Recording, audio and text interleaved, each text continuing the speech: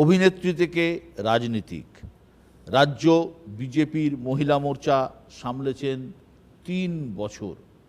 গত লোকসভা ভোটে হুগলি আসনটি তিনি কেড়ে নিয়েছেন তৃণমূলের হাত থেকে। এবার ফের ভোটের ময়দানে তিনি, কিন্তু এবার লড়াই কি একটু হলেও কঠিন? ঘরের অশান্তি কি সুবিধা পাইয়ে দিচ্ছে প্রতিপক্ষকে? নানা প্রশ্নের উত্তর দেবেন তিনি। সোজাসাপটা লকেট চট্টোপাধ্যায়। লকেট নিউজ 18 বাংলায় আপনাকে স্বাগত। লকেট, 9 বছর আগে আপনি তৃণমূল ছেড়ে বিজেপিতে গিয়েছিলেন। দলত্যাগের দিন সাংবাদিক বৈঠকে বলেছিলেন তৃণমূলের থেকে মানুষের জন্য কাজ করতে পারছিলেন না। বিজেপি থেকে কি কি কাজ করলেন? ভালো লাগলো, অনেকদিন পর দেখা হলো তোমার সাথে। আচ্ছা, তুমি করেই শুরু করি তাহলে। ঠিক আছে, এতদিন পরে দেখা হয়েছে, ভালোই লাগছে। একদম। দেখো, তৃণমূলে যখন আমি যুক্ত হয়েছিলাম, জয়েন করেছিলাম, সেটা ছিল 2012-র 20 ফেব্রুয়ারি আমি জয়েন করেছিলাম। সেটা একটা বন্ধের দিন ছিল। আমি সেখানে জয়েন করি এবং মমতা বন্দ্যোপাধ্যায় ওখানে ছিলেন। এবং জয়েন করার পর 2 বছর গেছে, 2015-তে আমি ভারতীয় জনতা পার্টিতে জয়েন করেছি। এবং তৃণমূলে জয়েন করার পর রাজনীতি যদি বলো, আমি কিছু জানতাম না। আমাকে ওই কোনো জায়গায় গেলে হাত নাড়তে হবে আর গাড়ি করে যেতে হবে, সানগ্লাস মাথায় দিয়ে, যেরকমভাবে সবাই যায় এখন সেরকম। আমি দেখেছি প্রচুর জায়গায় গেছি, কৃষ্ণনগর গেছি, বীরভূম গেছি, বিভিন্ন জায়গায় আমার পাঠানো হয়েছিল, কিন্তু সেখানে মানুষই দেখেছি আর হাত নাড়া আর কোনো কিছু ছিল না।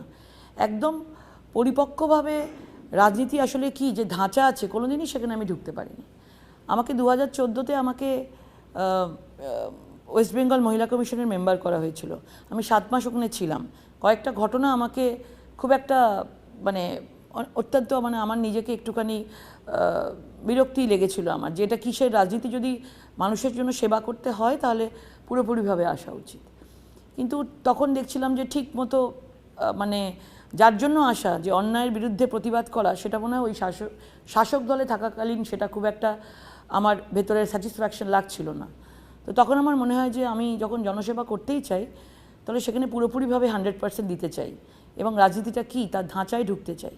তো আমি ভারতীয় জনতা পার্টি জয়েন করি 2015-তে, এবং তারপরে আমি 1 বছর কাজ করেছি, তারপর সেক্রেটারি, তারপর তো বীরভূম থেকে আসন লড়েছি, ময়ূরেশ্বর থেকে, তারপর মহিলা মোর্চার প্রেসিডেন্ট 4 বছর চালিয়েছি, 19-এ লড়েছি। তো এইভাবে চলে আসছে। গত 5 বছরে হুগলির মানুষের জন্য কি কি করেছো যে তোমাকে হুগলির মানুষ আবার ভোট দেবে? হুগলির মানুষই বলতে পারবে এটা, আমি মনে করি। কিন্তু বহু মানুষ হুগলির মানুষরা বিভিন্নভাবে প্রথমে রটানোর চেষ্টা করেছিল যে সাংসদ কিছু করেনি, সাংসদকে দেখা যায়নি। কিন্তু আমি আমার রিপোর্ট কার্ড সবাই লাস্টে জমা দিয়েছিলাম। আচ্ছা, তার কারণ আছে। আমার রিপোর্ট কার্ড যদি আমি আগে থেকে জমা দিতাম কিছুটা কাজ করার পর, তাহলে আমার বাকি কাজগুলো আটকে দেওয়া হতো। 17,62,00,000 টাকা রাউন্ড ফিগার বলছি, আমি পুরোপুরিভাবে খরচা করতে পেরেছিলাম। এবং 2 বছর করোনার জন্য আমাদের টাকা সবাইরই বন্ধ ছিল, এবং রত্না দে নাগ ওনারও কিছু টাকা ছিল। সব মিলিয়ে আমি পুরোপুরিভাবে অ্যাকাউন্ট খালি করে দিতে পেরেছি। যদি আমি এটা জানাতাম, আমাকে একটা অ্যাম্বুলেন্স দিয়েছিলাম, 11খানা অ্যাম্বুলেন্স দেওয়ার কাজ ছিল, আমাকে বাকিটা ফেরত দিয়ে দিয়েছিল। অ্যাম্বুলেন্স একটা ক্লাবকে দেওয়ার পরেও সে বলেছিল আমার চাই না, তৃণমূলের চাপ আছে। আমি স্কুলের জন্য স্টেডিয়াম থেকে শুরু করে অনেক কিছু, একটা 25 লাখ টাকার একটা ধনেখালিতে দিয়েছিলাম, সেটাও আমাকে ফেরত দিয়ে দিয়েছে। যদি আমি বলে ফেলতাম যে আমি এইগুলো করেছি, তাহলে আর হতো না। সুতরাং হুগলির মানুষের জন্য আমার যতটুকুনি করার, যতটুকুনি স্ট্রিট লাইট থেকে, শ্মশান থেকে, আরও যা যা ছিল। কিন্তু এগুলো তো সরকারের মাধ্যমে, ডিএম এর মাধ্যমেই তো হয়েছে। ডিএম এর মাধ্যমে। দুঃখের বিষয়, আমার সঙ্গে ডিএমও লাস্ট 5 বছর আমি গুনে বলতে পারি গোটা 5 থেকে 7 বার আমার সঙ্গে দেখা করেছে। বাকি সময় ফোন তুলতেন না। অন্য রাজ্যের সাংসদের অভিজ্ঞতাটা আমার কাছে অন্যরকম।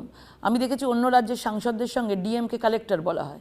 কালেক্টরের সঙ্গে একটা বন্ধুত্বের সম্পর্ক থাকে, কারণ সাংসদ আর কালেক্টর যদি একসাথে কাজ করে, তাহলে প্রকৃত মানুষের জন্য কোন কোন কাজগুলো আমার দরকার ডিএমও আমায় দিতে পারে, আমিও তাহলে কাজ করতে পারি। কিন্তু এখানে আমি ডিএমের থেকে কোনো সাহায্য পাইনি। তার মানে এইসব লড়াই করে আমি যেভাবে এই কাজগুলোকে আমি বার করতে পেরেছি, এটা ডিএমও জানেন, যে ডিএম ছিলেন, এবং আমি জানি সেটা কিভাবে কি করেছি।